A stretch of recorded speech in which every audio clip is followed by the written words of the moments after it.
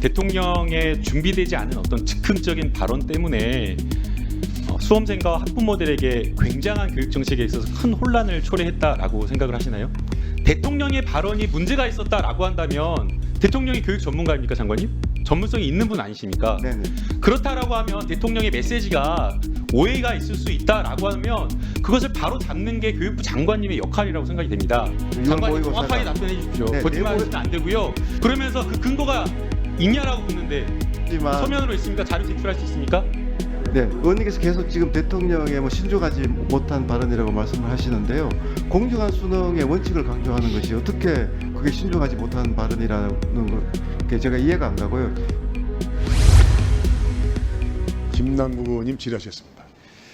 네, 장관님, 그 수능을 불과 5개월 앞둔 이 시국에 대통령의 준비되지 않은 어떤 즉흥적인 발언 때문에 수험생과 학부모들에게 굉장한 교육 정책에 있어서 큰 혼란을 초래했다라고 생각을 하시나요? 아닙니다. 대통령께서는 평소 지론처럼 이렇게 공정한 수능 얘기를 많이 하셨고요. 특히 이제 3월 달에는 구체적으로 제가 그 6월 모의고사 때 그 대통령의 의지가 실현될 수 있도록 좀 장관님, 때부터 저는 하겠다고 장관님 했습니다. 지금 네. 이 발언이 저는 문제라고 생각이 됩니다. 네네. 어제 교육부에서 킬러 문항 예시 조항까지 예시 문항까지 공개하면서 킬러 문항을 제외해야 된다. 사교육비 경감 정책을 발표를 했지만 네네. 문제의 본질은 그게 아니지 않습니까? 당연히 지금 윤석열 대통령 공정한 수능을 이야기를 할 수는 있지만 모의고사를 앞둔 시점, 수능을 5개월 앞둔 이 시점에 원론적이라고는 하지만 비교과 영역, 교과 영역 바깥에서의 어떤 킬러 문항을 제외해야 된다라는 그 이야기가 수험생들의 입장에서는 물수능으로 가는 거 아니냐, 변별력이 떨어지는 것 아니냐라는 그런 오해를 받을 수밖에 없는 겁니다. 그래서 실제 그 다음날 바로 대통령실에서도 추가 서면 브리핑을 통해 가지고 수능 난이도와 관련된 발언은 아니다라고 하면서 해명을 했지 않습니까? 그래서 저는 아까 교육부 장관님께서 말씀하신 윤석열 대통령의 공정수능 발언이 원론적인 지시가 있었는지 없었는지 모르겠지만 그 원론적인 이야기가 민감한 시기에 충분히 오해할 만한 발언이었다. 그것이 교육 정책에 있어서 혼란과 국정에 대한 어떤 신뢰를 떨어뜨리는 발언이었다라고 생각을 하는 겁니다. 네, 여기에 대해서 동의하십니까? 네, 그 부분에 대해서는 저는 교육부의 수장으로서 교육부에 큰 책임이 있다고 생각합니다. 대통령께서 여러 번 지시하셨음에도 불구하고 아닙니다. 예. 저희가 6월 모의고사 때 사실은 그 확실한 변화를 주었으면 장관님, 그거는 좀 학생들이 나중에 예. 덜 곤란했을 텐데 저희가 장관님, 그 부분을 그건 못했던 나중에 것이고 따지겠습니다. 네. 예. 네. 실제 그랬는지 여부는 나중에 따지겠지만 대통령의 발언이 문제가 있었다라고 한다면 대통령이 교육 전문가입니까, 장관님? 전문가는 아니시죠? 아니시죠. 네, 네. 교육부 장관님은 정말 교육에 있어서만큼은 열정도 있고 전문성이 있는 분 아니십니까? 네, 네. 그렇다라고 하면 대통령의 메시지가 오해가 있을 수 있다라고 하면 그것을 바로 잡는 게 교육부 장관님의 역할이라고 생각이 됩니다.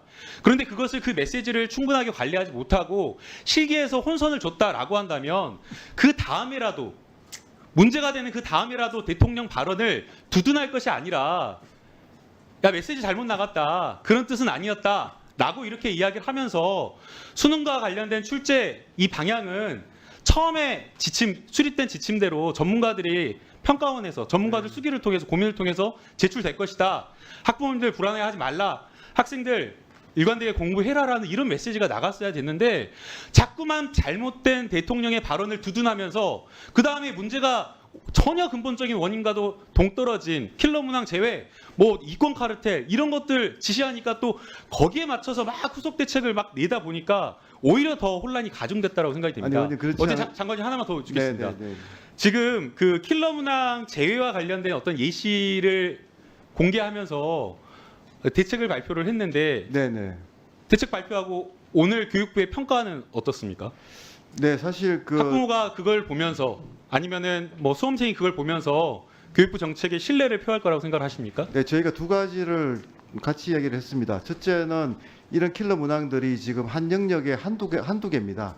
그러니까 한 시험에 한 7개, 8개이기 때문에 이걸 핀셋 제거를 하겠다. 그래서 절대 동요하실 필요 없고 실제로 킬러 문항이라는 것이 우리가 확인을 해보니까 이건 전체 아이들이 못 푸는 문제입니다. 공교육 내에서 절대 풀 수 없는 문제이기 때문에 안심하시라. 오히려 이게 우리가 공교육을 강화하고 자, 공감을 합니다, 장관님. 네, 네, 그런데 네.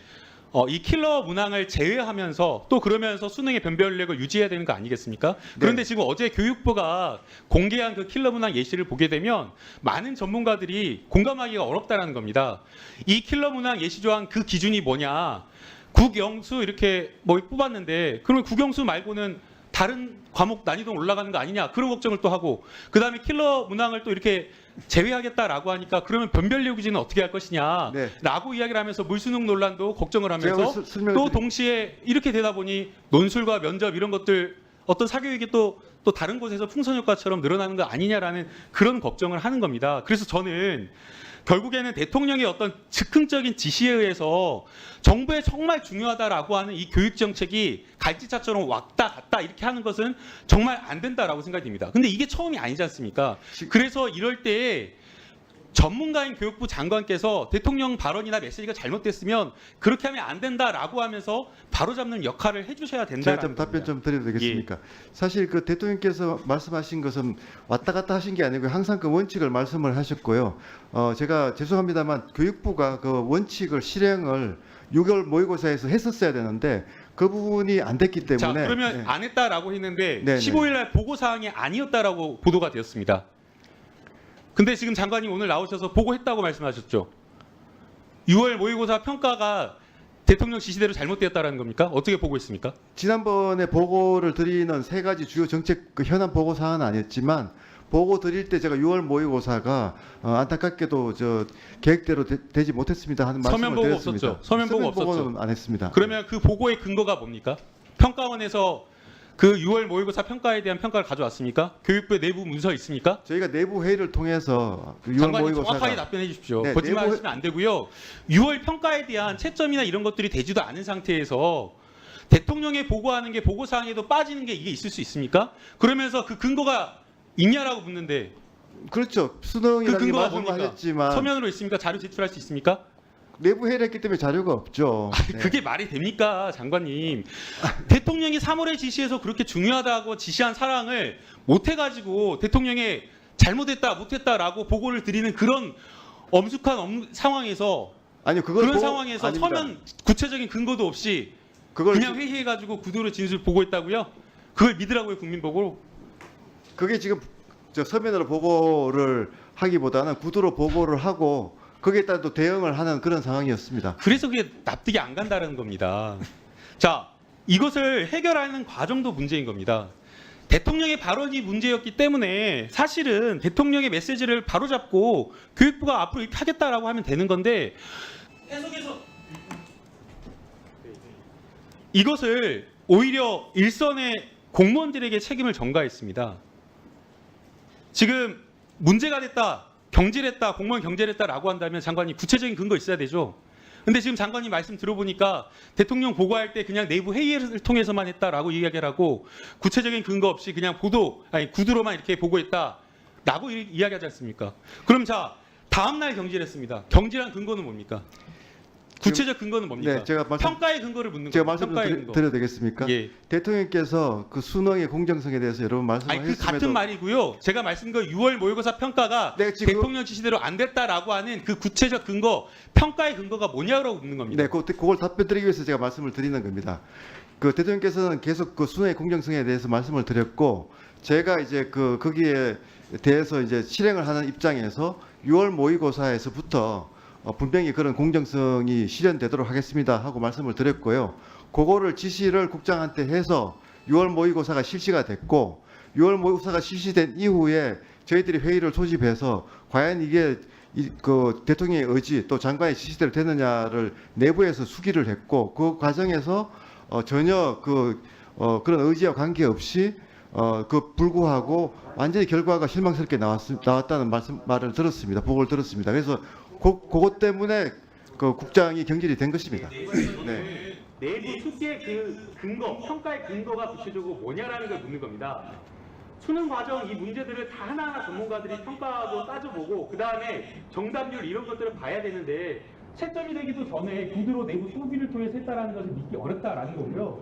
저는 그래서 지금 윤석열 대통령 취임 이후에 국민 삶에 직결되는 매우 중요한 정책들이 대통령의 즉흥적인 어떤 그냥 아주 신중하지 못한 발언에 의해서 불쑥 튀어나오고 그리고 그것을 교육부나 담당 이런 어떤 정책 부서에서 바로잡는 것이 아니라 오히려 대통령의 발언을 두둔하기 위해서 자꾸만 더 혼란을 키우는 이게 굉장히 큰 문제라고 생각이 됩니다. 그래서 저는 전문가인 그리고 정책 주무 담당 부서인 교육부에서 대통령의 잘못된 어떤 발언을 두둔하고 이렇게 뭔가 이렇게 합리화하려고 하지 말고 교육과 교육 정책과 국민을 생각해서 제대로 된 정말 일관성 있는 정책을 펴달라라는 말씀을 제가 좀 답변 드려도 되겠습니까? 네, 의원님께서 계속 지금 대통령의 뭐 신중하지 못한 발언이라고 말씀을 하시는데요. 공정한 수능의 원칙을 강조하는 것이 어떻게 그게 신중하지 못한 발언이라는 걸 제가 이해가 안 가고요. 저희가 그걸 실현하기 위해서 6월 모의고사 때 강하게 6월 모의고사부터는 공정한 수능이 되어야 된다 하는 것을 지시를 했음에도 불구하고 6월 모의고사 끝나고 언론의 반응이라든가 학생들의 반응은 전혀 공정성에 대한 그런 부분의 변화를 감지를 못했습니다. 그거는 무슨 회의를 통해서나 무슨 보고서를 통해서가 아니고 일반적인 사안입니다. 그리고 제가 또 장관으로서 판단을 해야 되는 사안이고요. 그런 지금 이제 공정성이라는 정말 중요한 수능의 원칙을 실행하기 위해서 대통령께서 강조를 하신 것이고 그 실행 과정에서 장관이 판단한 것입니다. 예, 김남국